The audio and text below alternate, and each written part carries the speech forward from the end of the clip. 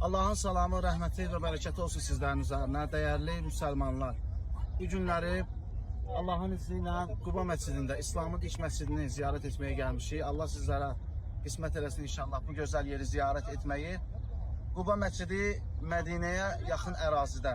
Həzrəti Rəsulullah Məkkədən Mədinəyə hicrət edərkən bir neçə gün burada məskən salmış və burada Həzrəti Əlini və digər səhabələri, o cümlədən xanım Fatimə Zəhranı gözləmiş və qaldıqları müddətdə burada İslamın ilk məscidi olan Quba məscidi ilə tanınan, adıyla tanınan Quba məscidini inşa etmişdir.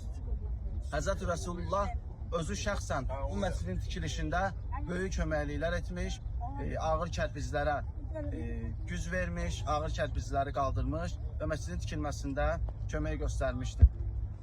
Həzrəti Rəsulullah bu məscid haqqında buyurur: bu məsciddə 2 rükət namaz ümrə həccinə bərabərdir.